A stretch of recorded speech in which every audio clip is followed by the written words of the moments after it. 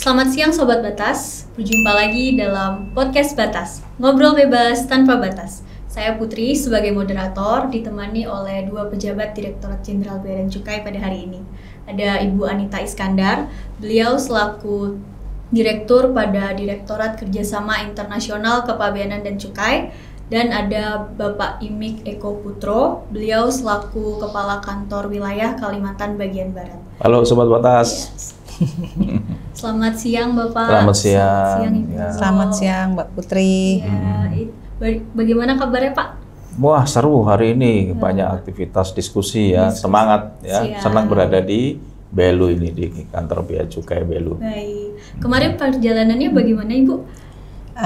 Ya kalau buat saya ini kan pertama kali ya datang ke Atambua melalui Kupang dan perjalanan ke sini selama 7 jam lebih. 7 jam. Kita memanfaatkan untuk melihat-lihat situasi daerah Timur Tengah Utara ya kemarin. Di Keva kemarin Bu ya. Di Keva. Ya. Dan alam di sini sangat indah, jadi kita enjoy menikmati perjalanannya.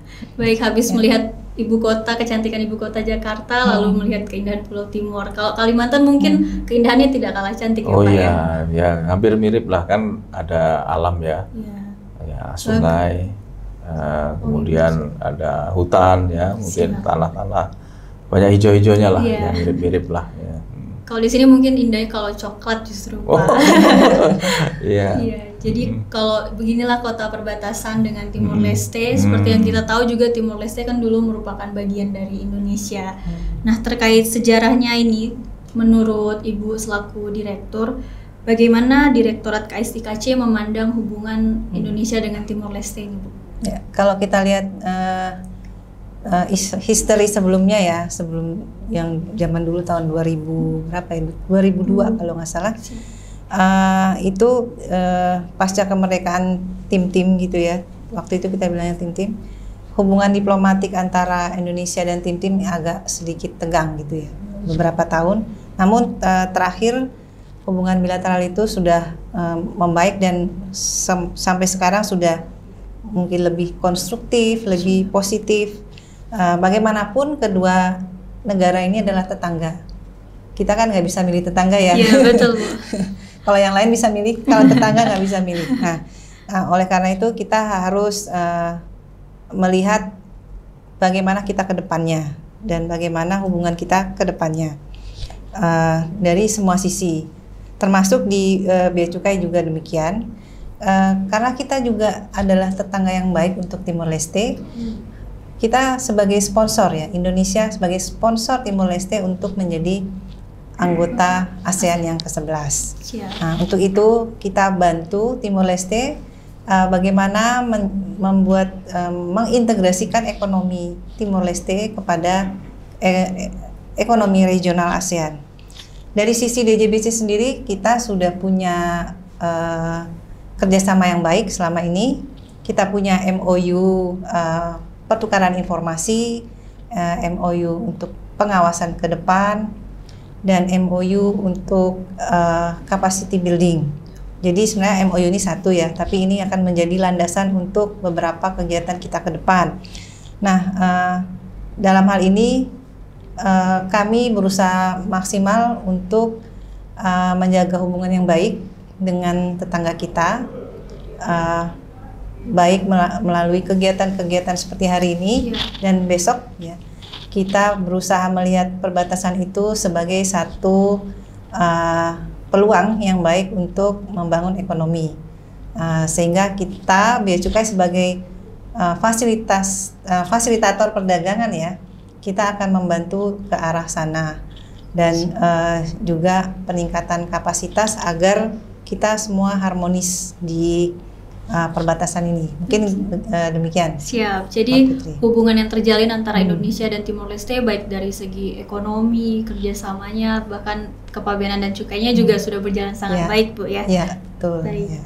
Nah, lalu bagaimana Ibu Direktur memandang kantor Bea Cukai Atambua nih Bu? Karena kami yang mungkin terdepan dengan dan terdekat dengan tetangga kita ya Bu. Kantor Bea Cukai Atambua ini sangat strategis ya. Karena tadi kita juga sudah membahas di dalam FGD kita bahwa Atambua ini membawahi 5 PLBN ya. Iya, yang aktif. Ya, 5 PLBN yang aktif, yang diawasi oleh 1 eselon 3, itu sangat challenging, dan dengan sumber daya dan semua sarpras yang ada, kita akan selalu berupaya untuk memaksimalkan pelayanan dan pengawasan di perbatasan kita dengan Timor Leste. Jadi memang kalau dilihat kantor Atambua ini, kita punya tanggung jawab yang besar ya terhadap semua barang yang benar-benar ada di garda depan nih, Atambua, sehingga teman-teman di sini perlu untuk melakukan penguatan, kemudian juga meng-increase kapasitinya sendiri ya, mempelajari lingkungan sekitarnya, karena di sini tidak hanya perbatasan itu tidak hanya terkait bagaimana pelayanan pengawasan kita sendiri, tapi ada sisi politiknya, ada sisi ekonomi yang harus dilihat, bagaimana sosial kultural tadi sudah disampaikan, dan yang lebih luas lagi di sini harus melihat keseluruhan aspek dari perbatasan, tidak seperti di pelabuhan laut yang lain atau pelabuhan darat. Ini memang satu hal yang sangat khusus ya, sehingga memang harus betul-betul kuat berada di perbatasan teman-teman di sini. Ya. Mungkin Baik. itu Mbak Putri. Iya, Bu. Jadi karena KPPBC Atambua ini strategis dan tentu saja perannya adalah mengawasi lalu lintas barang yang keluar masuk ya. Khususnya perbatasan darat ini punya keunikannya gitu, Bu ya. Kalau kayak di sini kan Timor Leste itu kebagi 2, Bu. Jadi frekuensi pelintasnya itu juga cukup ramai. Mungkin kalau tidak salah di Kalimantan bagian barat kan juga ada perbatasan darat ya, Pak. Ya. Apakah ada keunikan tersendiri, Pak? Mungkin bisa diceritakan. Iya, memang kalau membandingkan Kalimantan Barat dengan NTT, khususnya di Kabupaten Belu yang berhadapan dengan Timor Leste, nah ini ada hal yang sangat mendasar perbedaannya. Mungkin kalau paling gampang dilihat di sisi ekonomi ya.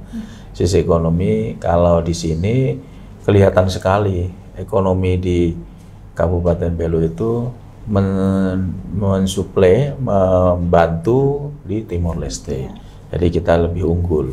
Apalagi tadi disampaikan dari pergerakan komoditi yang diekspor lebih banyak daripada yang diimpor.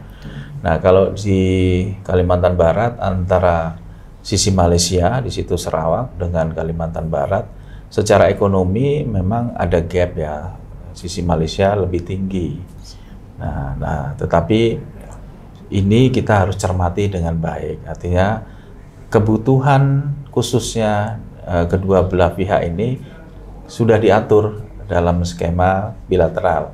Ini tugasnya Bu Anita, sehingga di dalam kesepakatan bilateral bea cukai, perdagangan, bilateral negara itu mengatur bagaimana keberadaan masing-masing ini saling memberikan support.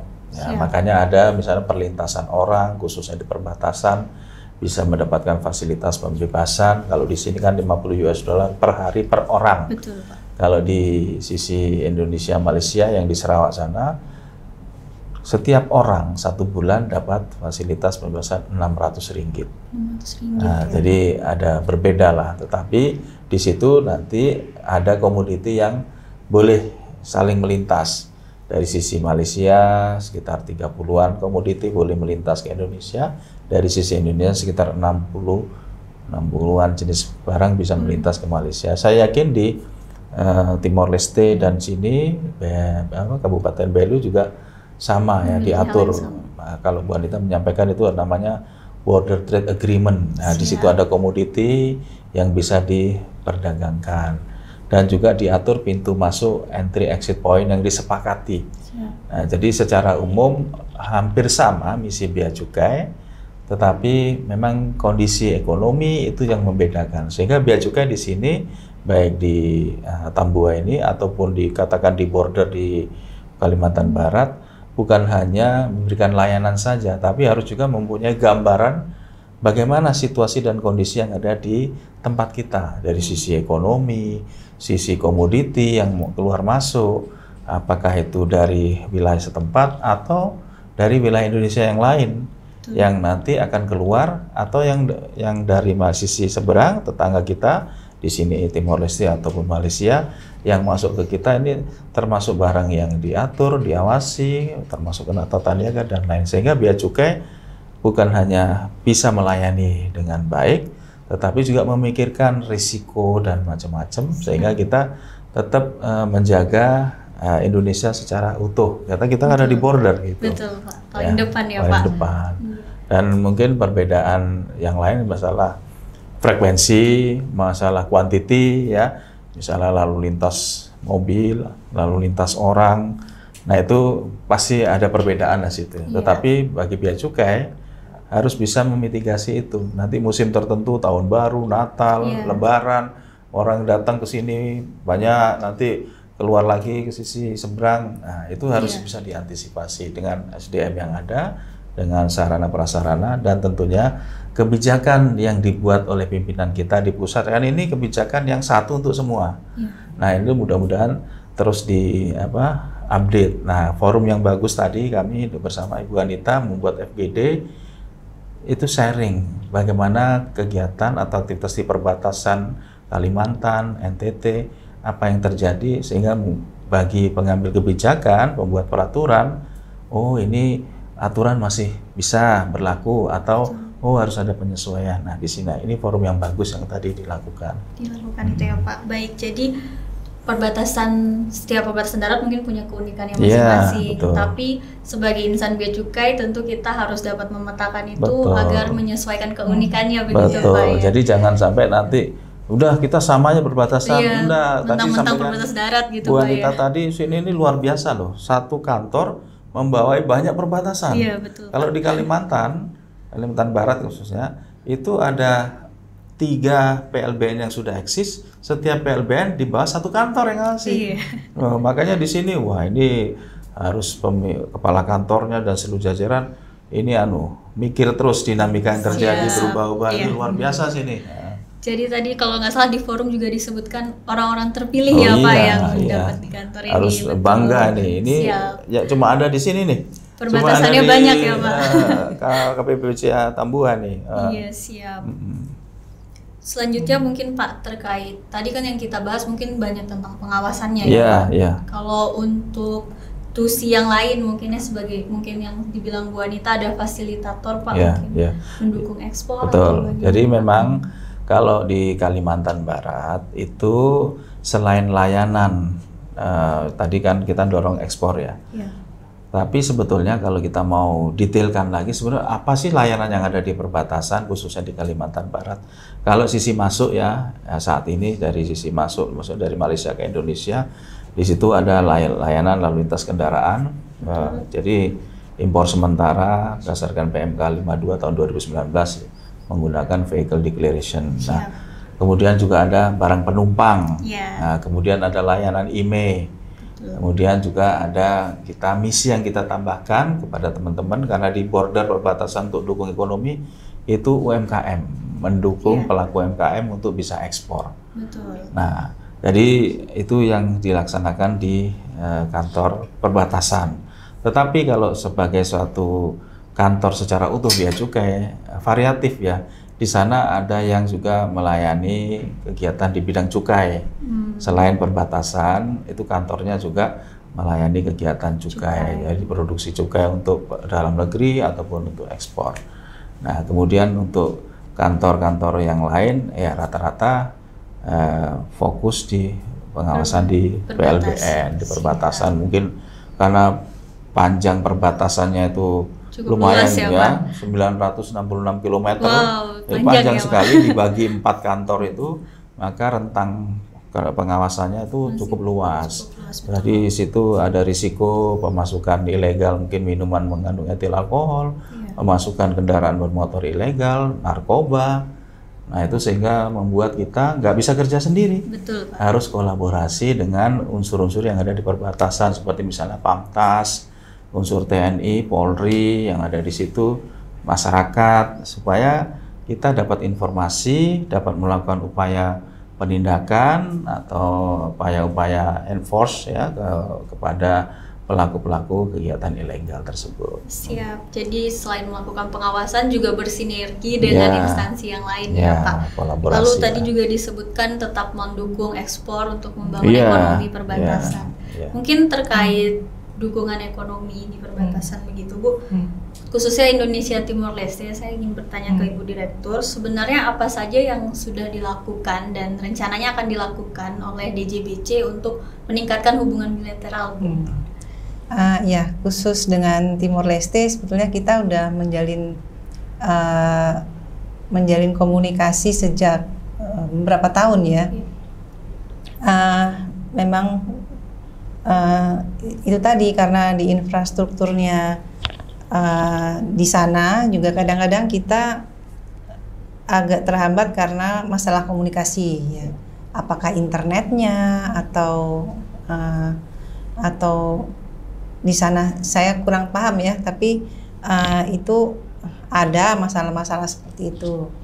Nah ini makanya penting nih karena di sini deket ya dengan jadi bisa komunikasi. Nah bisa komunikasi langsung. Siap. Dan manfaatnya komunikasi langsung kan kita bisa saling interaksi dan langsung memahami bagaimana situasi sebenarnya gitu ya. Siap. Menggali gitu. Nah sejauh ini kita berupaya juga untuk membuat landasan hukum untuk kerjasama selanjutnya. Artinya kerjasama bantuan timbal balik untuk pertukaran data, kemudian join patrol mungkin nanti ke depannya, join pengawasan, pertukaran informasi mengenai pelayanan sampai ke capacity building.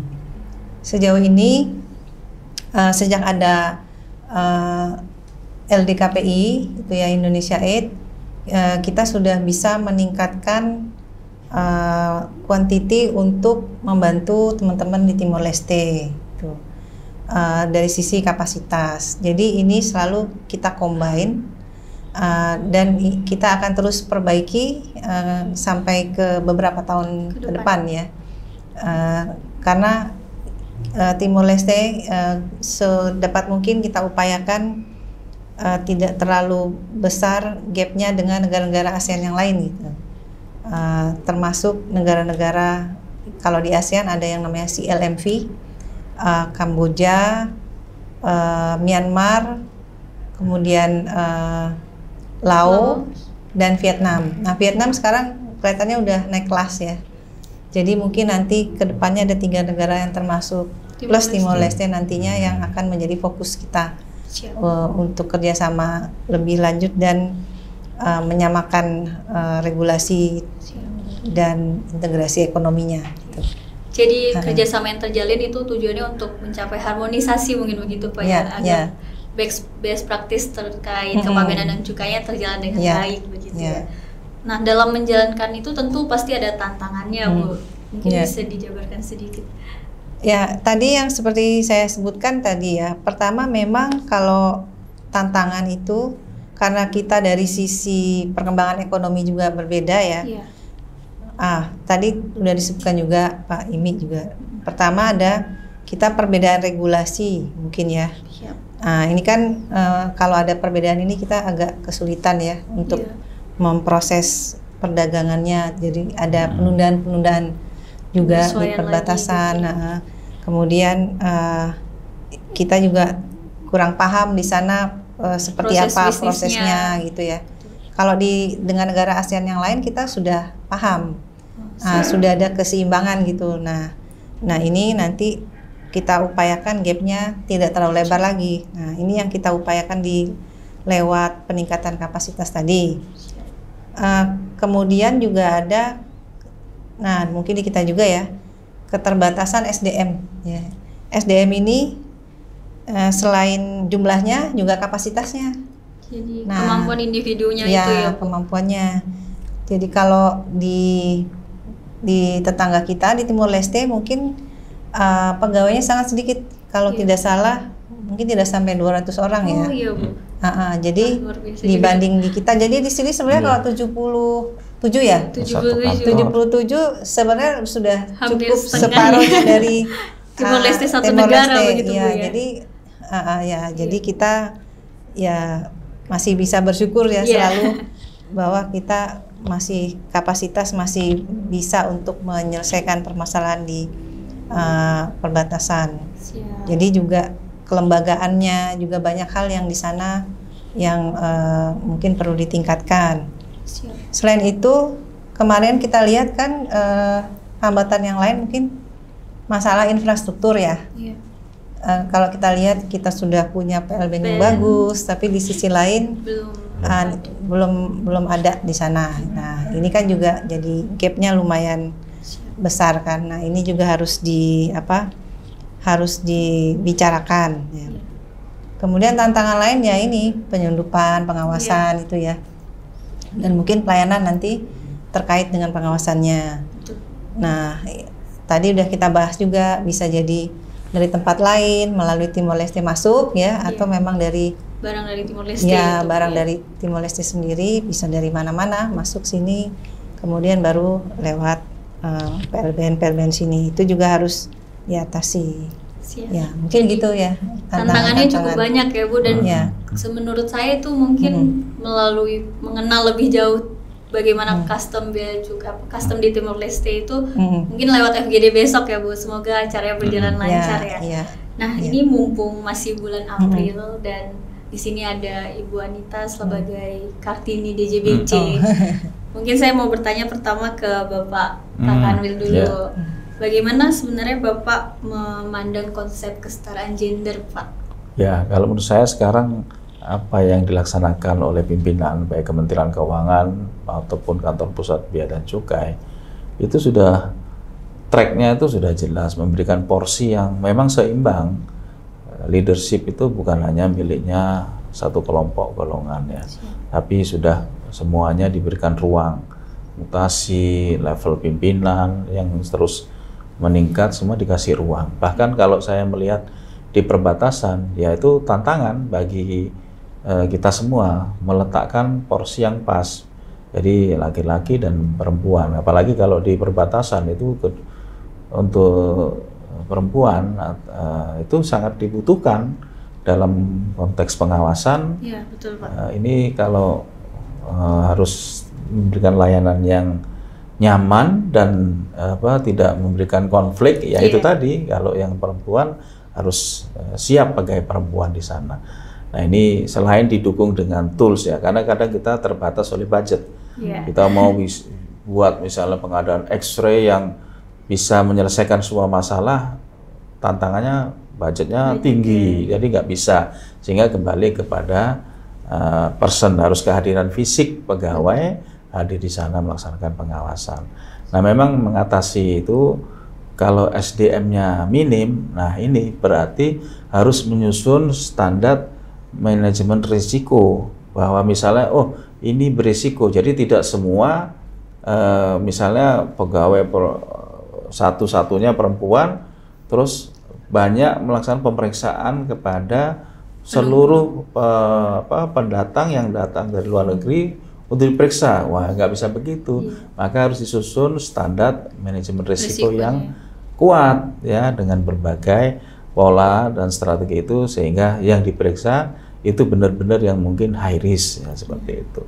Di samping itu, kalau keterbatasan alat itu kurang dan dari budget kita memang tidak bisa, kita harus kolaborasi dengan entitas yang lain. Barangkali nanti TNI, Polri punya alat yang bisa untuk mendeteksi misalnya X-ray mobile ataupun nanti sarana-sarana manajemen risiko yang lain yang bisa diberdayakan secara kolaborasi. Nah ini kita disitulah leadership pimpinan ya harus bisa mencermati, melihat dan melaksanakan strategi kolaborasi dengan yang lain di perbatasan. Ya, jadi tantangan tujuannya juga sama ya Pak, untuk jadi perbatasan itu kan jaga Indonesia. Betul. Jadi jangan hanya itu alatnya dia hanya dipakai untuk misi itu saja, nggak bisa begitu. Kita harus intervensi kolaborasi. Disitulah gender kita kalau di perbatasan atau misi-misi tertentu yang lain, saya pikir itu tidak menjadi satu isu ya. Jadi kita bekerja dengan sesuai porsinya dan kita tahu sama-sama meletakkan mana yang harus dilaksanakan oleh setiap kelompok tersebut. Jadi kalau menurut Bapak konsep kesetaraan gender bukan cuma laki-laki perempuan gitu Pak ya, tapi terkait golongan juga termasuk. Semua artinya kalau dulu kan hanya misal laki perempuan atau tapi sekarang leveling di dalam posisi tertentu perbatasan misal yang kerja ini level apa level pelaksana staf apa saja. Terus pimpinannya ya sama, kita harus mikir strateginya bagaimana, fungsi koordinasi, kolaborasi. Jadi semua menjadi satu teamwork yang satu kelompok kerjasama yang kuat dengan berbagai level kebijakan dan action yang dilakukan oleh setiap level tadi. Siap, Pak. Kalau menurut Ibu Direktur sebagai salah satu Kartini DJBC, Bu? Ya mungkin ini ya, kalau zaman saya dulu mungkin kurang dari 5% tuh jumlah pegawai perempuannya ya. Itu tahun 96 tuh. Tapi pas saya masuk itu 50% dari pegawai yang diterima itu perempuan gitu. Nah, itu memang yang waktu itu luar biasa tuh. Nah, kalau sekarang kita ada 17% sekitar itu. Jadi ada peningkatan dari yang sekitar berapa ya, 16.000 sekian kita tuh, 17%-nya tuh sekarang udah wanita. Nah, mungkin ini juga menjadi hal-hal ya, peluang yang sama nggak hanya di Bea Cukai ya, tapi di Kemenq semua kita didorong untuk menciptakan lingkungan yang ada namanya PUG kalau yang di kantor-kantor yang sekarang ya, menyediakan peluang yang sama buat pegawai yang laki-laki maupun yang perempuan untuk berkembang dan meningkatkan diri gitu ya. Nah, beberapa hal yang mungkin penting untuk masalah gender ini ya. Kita itu di dalam satu kelompok gitu ya, memang kadang-kadang kita memerlukan ada kayak diversifikasi perspektif gitu ya, nggak cuma dari mungkin kalau bapak-bapak akan perspektifnya agak sama, nanti mungkin kalau lihat ibu-ibu lain lagi gitu kan. Nah ini beda. Nanti ini yang akan berdialog nih, lebih-lebih dalam pengambilan keputusan sehingga dapat perspektif dari berbagai sisi yang pandangan yang berbeda mungkin ya. Nah ini kan tentu akan membantu merumuskan kebijakan yang mungkin lebih efektif gitu ya. Nah kemudian juga kita mengharapkan juga ada karena itu tadi lebih efektif, jadi ada peningkatan kinerjanya ya. Jadi kalau nanti tadi ya kuantitinya tadi ditambah, misalkan kayak di sini perlu pelayanan untuk body check fisik, gitu, ini kan disesuaikan gitu ya. Kalau dulu mungkin agak susah gitu, jadi aduh lewat aja. Sekarang kan jadi lebih efektif nih. Ya, betul, Bu. Jadi memang dalam beberapa hal itu penting untuk ada kombinasi itu gitu. Iya. Nah, termasuk kesetaraan aksesnya dan peluangnya. Ini tidak laki-laki, tidak perempuan gitu kan. Sekarang kalau nggak salah, kalau ada cuti melahirkan juga ya, buat bapaknya laki-laki, suaminya juga bisa mendampingi kan. Cuti mendampingi. Boleh. Nah, itu kan karena penting juga itu sebenarnya. Nah, kalau kita nih bekerja di Atambua, kemudian istrinya lagi mau melahirkan di Jakarta gitu kan jauh ya, perlulah dikasih kesempatan untuk mendampingi. Nah itu akan menguatkan keluarga juga kan gitu. Nah ini kesempatan gini yang juga udah ada ya, jadi nggak cuma buat yang perempuan tapi yang laki-laki juga. Nah ini salah satu PUG, jadi PUG itu nggak cuma buat perempuan aja, buat laki-laki juga. Harus setara semuanya. Nah, keempatnya memang di standar internasionalnya sekarang di mana-mana sudah meraise isu itu. Ya di WCO juga kita ini adalah chairwoman dari virtual working group gender equality-nya di WCO. Jadi biasa. Ya, jadi Kemenq ini khususnya Bea Cukai dilihat sebagai udah sebagai best practice. Apa yang kita punya di Kemenq ini udah bagus loh. Kita udah punya ini anggaran ya, apa namanya, anggaran PUG. Gitu. Dan dengan segala ada fasilitasnya gitu. Jadi misalkan di kantor ini 100% pegawainya pegawai laki-laki, terus nggak ada toilet perempuannya gitu. Mentang-mentang nggak ada perempuan sedikit gitu ya. Itu juga nggak bisa gitu karena yang ada di kantor ini nanti juga tidak hanya pegawainya tapi juga stakeholder ya kan. Ada banyak gitu. Jadi itu selalu harus disediakan tuh. Nah itu mungkin yang menjadi hal-hal yang penting kenapa kesetaraan gender itu diperlukan. Ya selain ya itu, jadi peluang ini sudah dibuka ya silakan dimanfaatkan. Ya kan?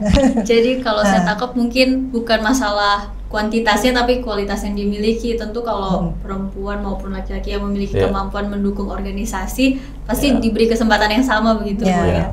Dan inklusif ya semuanya jadinya. Bukan cuma terkait kesempatannya tapi akses di kantornya misalnya kayak ibu menyusui ada ruang laktasi seperti itu Bu ya. Dan itu juga isu internasional. Ya ini didorong, saya mau nambahin aja ya. Siap. Didorong di mana-mana misalkan beasiswa. Sekarang kalau beasiswa Australia itu minta gitu harus ada peserta yang perempuan gitu.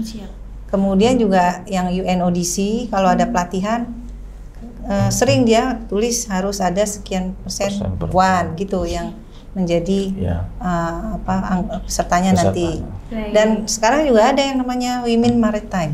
Luar biasa ya Bu. Dan kita punya kan patroli perempuan di TBK. Nah itu seperti itulah. Jadi lingkungan eksternal dan internal kita sudah mendukung PUG ini ya Bu. Baik, luar biasa sekali. Mungkin yang terakhir ini, karena Ibu dan Bapak sudah berkunjung ke Kota Tambua melihat bagaimana kondisi di sini, adakah pesan dan harapan untuk kami petugas di perbatasan? Mungkin dari Pak Imik dulu. Ya, terima kasih. Ini saya ingin mendudukkan bahwa Bea Cukai Tambua itu bisa memberikan kontribusi yang luar biasa untuk Kabupaten Belu ini. Jadi bukan hanya bea cukainya sendiri yang berkembang, karena potensinya tadi satu PLBN, beberapa PLBN di bawah kontrol sini, kemudian perbatasan dan ekonomi trennya tadi dilaporkan terus meningkat, perdagangan ke Timor Leste. Artinya apa? Saya mengharapkan ini internal di Bea Cukai Tambua itu melihat itu peluang bagi seluruh level kepala kantor dan jajaran di bawahnya untuk mengembangkan diri. Suatu kesempatan yang bagus kita berada di dalam suatu lingkungan yang challenging.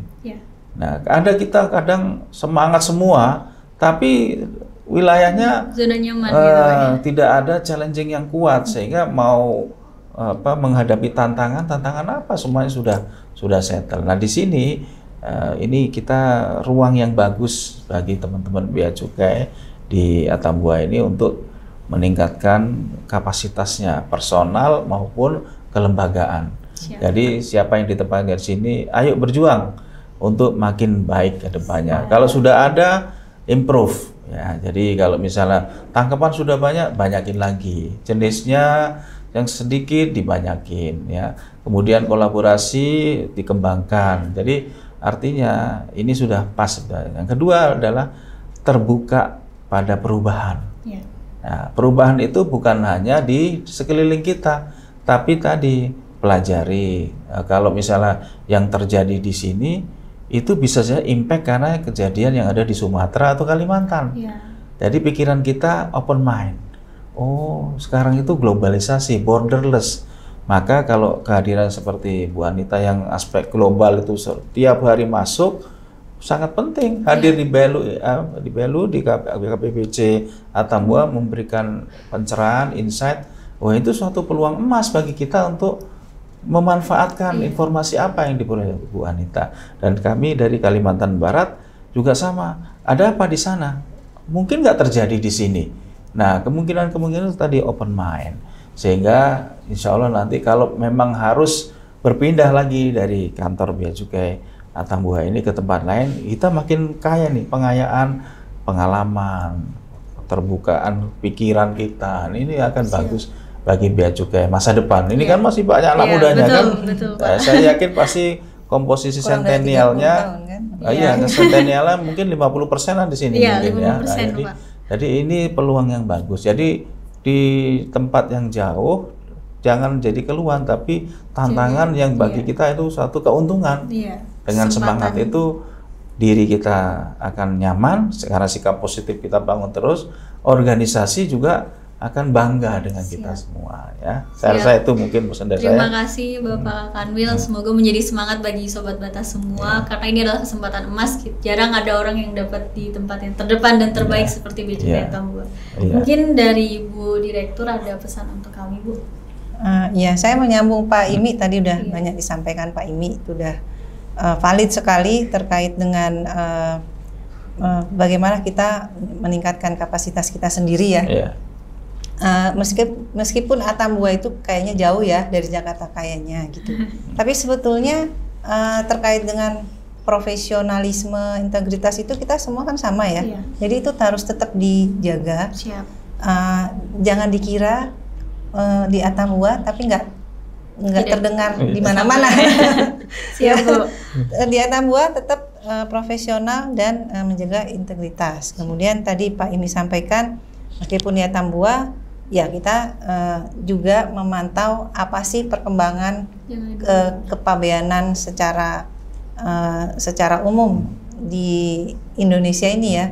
Kan ada peraturan ini keluar ya, kita update lah gitu ya peraturan-peraturan itu. Kemudian mengembangkan keahlian tadi Pak Imi sampaikan itu ya berusaha belajar lah mungkin sehari 15 menit belajar hal yang bisa mengimprove kita. Misalkan kalau sekarang AI itu ya, itu penting itu AI ke depannya. Nah, kemudian terkait dengan perbatasan juga kami meminta untuk teman-teman di sini juga menjaga koordinasi dengan pihak Timor Leste ya. Koordinasi informal itu sangat penting supaya yang kita kelola ini bisa menjadi efektif dan efisien juga gitu dalam kerja kita juga.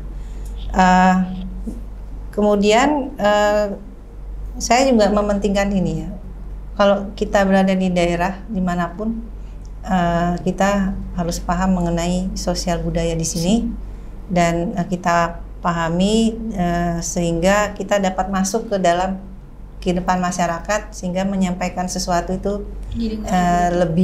lebih dapat dipahami ya. Kompromisnya itu lebih tinggi gitu. Dan mungkin yang terakhir gitu ya, karena kita berada jauh dari home base mungkin ya, rata-rata teman-teman sini kan ada yang tadi Mbak Putri dari Lombok, ada yang dari Jakarta, mungkin dari Sumatera atau dari mana-mana. Ya kita tetap menjaga keseimbangan kerja dengan keseimbangan hidup pribadi gitu ya. Tetap kontak-kontak keluarga, gimana caranya tetap mengikatkan diri dengan keluarga walaupun kita di perbatasan. Dan yang ini juga kita jaga kesehatan mental dan fisik. Jadi mesti olahraga juga gitu di sini. Mumpung ada waktu ya. Kalau ada waktu kan, kalau di PLBN banyak jalan tuh. Nah, kita bisa jogging gitu, Bu ya. Gitu. Manfaatkan lingkungan yang luas ini untuk olahraga juga. Siap, mungkin Bu. Itu dari saya. Terima kasih Bu Anita, terima kasih Bapak Kanwil. Baik Sobat Batas, karena kita sudah sampai di penghujung acara. Terima kasih atas kesempatan saya sebagai moderator, benar-benar merasa beruntung dan terhormat dapat berbincang-bincang. Untuk menutup podcast pada hari ini, mungkin ada sedikit pantun, Pak. Wish, keren. Mas saya nggak nyiapin pantun. Iya, nggak apa-apa, Bu. Baik. Siang yang cerah di Atambua, cakep, ditemani oleh Pak Imik dan Ibu Anita. Artinya. Terima kasih Sobat Batas semua. Sampai jumpa di podcast berikutnya. Iya, sampai jumpa Sobat Batas. Terima kasih semuanya. Terima kasih. Bea Cukai Atambua. Siap, Sukses Pak. selalu untuk Siap. semuanya. Terima kasih semuanya. Okay.